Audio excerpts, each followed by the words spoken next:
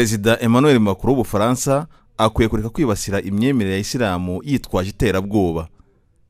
Perezida Macron akwiye kumenya ko abayisilamu ntabwo ari abaterabwoba kandi abaterabwoba ntabwo ari abayisilamu. Hitler mu mateka y'isi yishe inzirakarengane nyinshi zishoboka. Urugero rwa mbere, Hitler yari umukristo ariko itangazamakuru ntiryigeze rimwita umuterabwoba wa gikristo.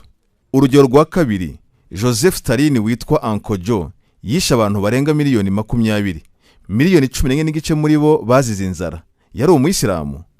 Urugero rwa gatatu, Mao Tse-tung umushinwa yahitanye abantu miliyoni 14 kugeza kuri miliyoni 20. Yari umuyisilamu. Urugero rwa kane, Benito Mussolini wo mu Butaliyani yishe abantu barenga ibihumbi 400. Yari umuyisilamu. Urugero rwa gatanu, Ashoka wari umubudiste mu ntambara yiswe Karinga yishe abantu barenga ibihumbi 100. Yari umuyisilamu. Urugero rwa gatandatu, ambarigo yatanzwe na George Bush muri Iraq, 1/2 cya miliyoni z'abana biciwe muri Iraq bonyine. Tekereza ko abo bantu batigeze bitwa abiterabwoba n'itangazamakuru. Kubera iki? Muri iki gihe benshi mu batari abayisilamu bafite ubwoba iyo bumvise ijambo jihad. Jihad ni ijambo ry'icyarabu rikomoka mu mizi y'icyarabu jahada, risobanura gukora. Ushobora kujya mu bikorwa by'ubutabazi ukaba uri muri jihad. Ushobora gusura abatishoboye ukabafasha ukaba uri muri jihad, ndetse no gukora ibikorwa bigirira rubanda akamaro nabyo ni jihad, cyangwa kurwanya ikibi nabyo ni jihad, nko gutabara abantu runaka mu gihe bari mu kaga ubifitiye ubushobozi, ukarwanya ibibi bikorwa waba ukoresheje ururimi cyangwa ukoresheje imbaraga, ndetse no gutanga ubutabera nayo ni jihad. Jihad ntibisobanura kwica inzirakarengane. Urakibwira ko Isilamu aricyo kibazo? Intambara ya mbere y'isi yose hapfuye miliyoni 17 yatewe n'abatari abayisilamu. Intambara ya kabiri y'isi yose miliyoni 50 kugera kuri 55 zarapfuye yatewe n'abayisilamu. Bombe atomike ya Nagasaki yishe abantu ibihumbi 200 yatewe n'abayisilamu. Intambara muri Vietnam yateje impfu zirenga miliyoni 5 yatewe n'abayisilamu. Intambara ya muri Bosnia na Kosovo hapfuye abantu barenga miliyoni 5 yatewe n'abayisilamu. Intambara yo muri Iraq kugeza ubu hapfuye abantu barenga miliyoni 12. Ese nayo yatewe n'abayisilamu?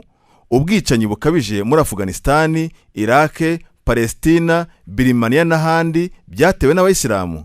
Ariko itangazamakuru bivuga gake cyane kubera ko biba byakozwe n'abatari abayisilamu. Ibaze, iyo biza kuba byakozwe n'abayisilamu byari kugenda bite? Urugero rwa 8 muri Cambodia mu 1975 kugera muri 1979 hapfuye abantu barenga miliyoni 3. Ese nabyo byatewe n'abayisilamu?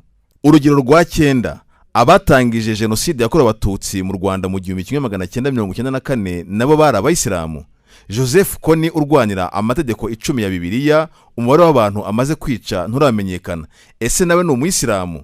Tariki ya 20 ukwezi kwa 4 2019, umusore w'imyaka 29 y'amavuko w'umukristo wo mu gihugu cya New Zealand yinjiye mu musigiti n'imbunda arasaba Isilamu 51 bari mu isengesho ryo kwa gatanu rizwi nka Ijuma. Bose arabica, abandi batari bake barakomereka. Uyu ntigeze yitwa intagondwa y'umukristo igendera ku mahame akakaye ya gikristo. Ngaho nawe ibaze, kuva aho ibi byose byatangiriye, aho umenye ubwenge, urasanga abantu bamaze kuyogoza isi batarigeze bitwa abaterabwoba.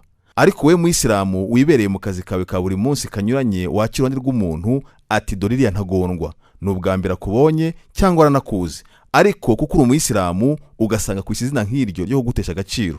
Birakwiye rero ko abantu bahumuka kandi bakareka kumva amakuru y'ibihimbano agamije guharabika ndetse no gusesereza umuntu kuko mudahuje imyemerere. Reka nsoze gutya. Ese itangazamakuru iyo ritangaje ko hari igitero cy'iterabwoba cyabayeho bakagaragaza ko cyakozwe n'umuntu ugendera ku mahame akakaye y'idini ya Isilamu, ese ayo mahame ni ayahe?